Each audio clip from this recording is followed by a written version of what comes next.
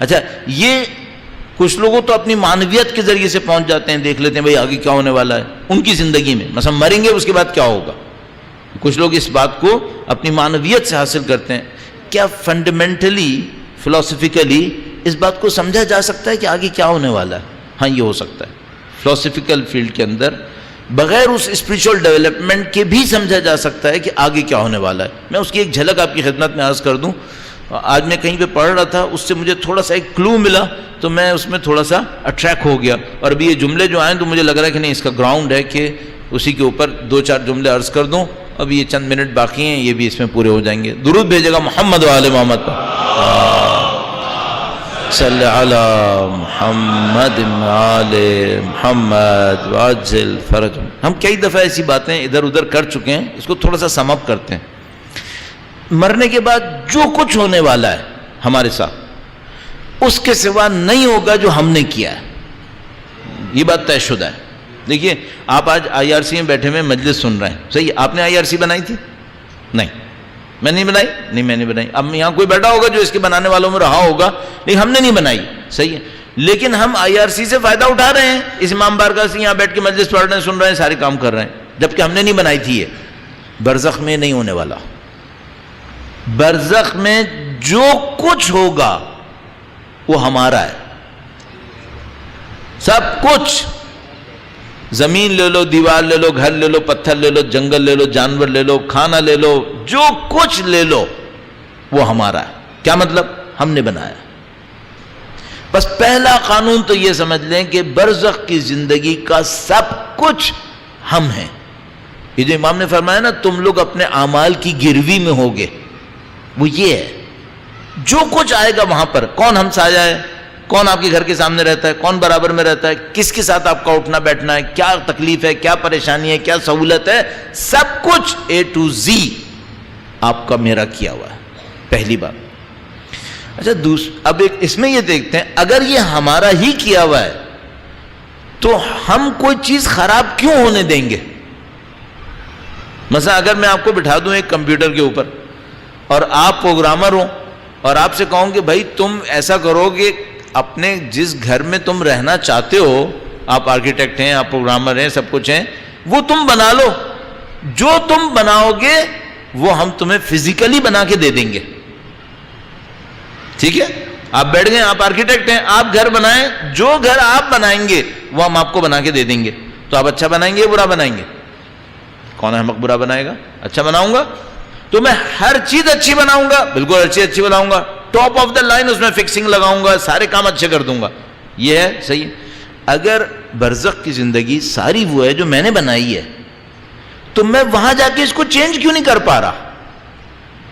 اگر وہ ساری میری بنی ہوئی ہے تو میں وہاں جا کے کیوں نہیں چینج کر پا رہا؟ ایک حقیقت، ایک مشکل، وہ یہ کہ جو کرنا ہے وہ موت سے پہلے کرنا ہے.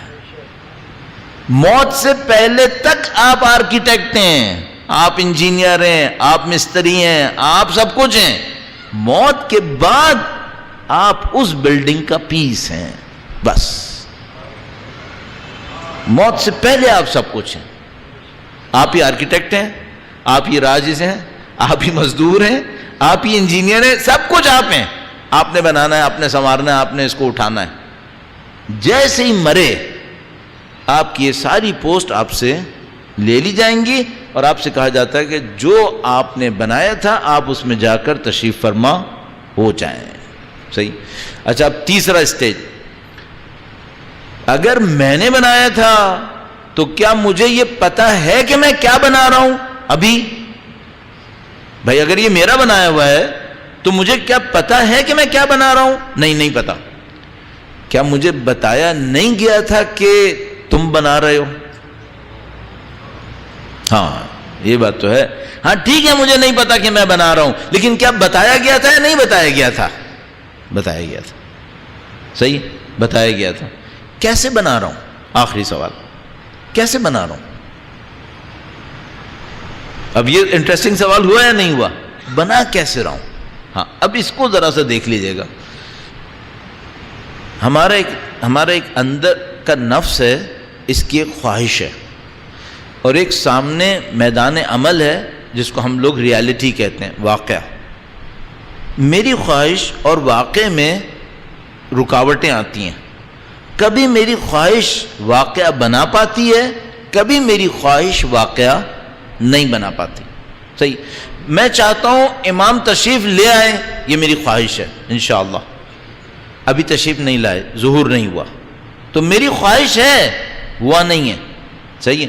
اچھا, یہ چیز منفیات میں بھی ہوتی ہے. ہاں, منفیات میں بھی ہوتی ہے. نعوذ باللہ تعالیٰ میں چاہتا ہوں فلاں آدمی کو نقصان پہنچاؤں, چاہتا تو ہوں لیکن نقصان نہیں ہو رہا اس کے.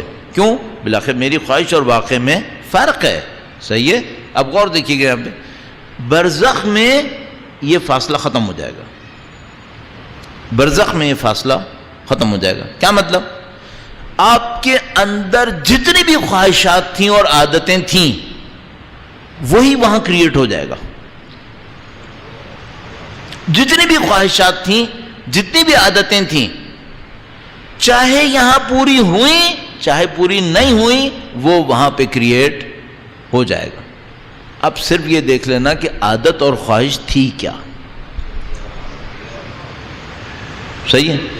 مثال, پہلے اچھی مثال دوں یا پہلے بری مثال دوں؟ پہلے اچھی مثال دے دوں تاکہ بعد میرے اندر خواہش تھی کہ پوری دنیا میں عدل ہو, اور سیریس خواہش, مثلا بہت طاقتور خواہش کہ پوری دنیا میں عدل ہو.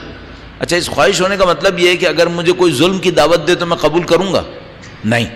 میرے سامنے ظلم ہو تو میں خاموش بیٹھوں گا؟ نہیں. صحیح. اگر میرے اندر یہ تھا, اب میں مر گیا, اب میں برزخ میں گیا, اب مجھے برزخ ملے گی وہ ظالمانہ ملے گی, عادلانہ ملے گی؟ عادلانہ. کیوں؟ خواہش نفس میں جو خصلت تک پہنچی ہوئی تھی اس میں اور برزخ میں فاصلہ نہیں ہوگا. اب نعوذ باللہ تعالی میری خواہش تھی کہ میں ظلم کر کے پیسہ جمع کروں, میں اس پہ مر گیا. اب یہ ظلم کی خواہش میرے اندر تھی اور میں مر چکا ہوں. اب برزخ پہ کیا بنے گا؟ ظلم. اور اس ظلم کا بانی بھی میں ہوں اور اس کا مبتلا بھی میں ہی ہوں گا. میں اپنی مخلوق کے اندر ٹریپ ہو جاؤں گا. اور مصیبت یہ ہے کہ مجھے پتا ہوگا کہ جو میں ٹریپ ہوا ہوں نا, یہ اپنی مخلوق میں ہوا ہوں. مجھے پتا ہوگا کہ میں نہیں کیا یہ. اب کوئی آئے گا جو میرے اوپر ظلم کرے گا, اور مجھے پتا ہوگا کہ یہ جو ظالم ظلم کرنے آ رہا ہے نا, اس کو میں نے ہی خلق کیا ہے, میری مخلوق ہے یہ. امام نے یہ فرمایا, تم لوگ اپنے اعمال کے اندر گروی ہو, پھنسے ہوئے ہو. تم لوگ مرنے سے پہلے سوچ لو کیا لے کے جا رہے ہو. ہم لوگ یہاں سب کچھ بنا رہے ہیں اندر.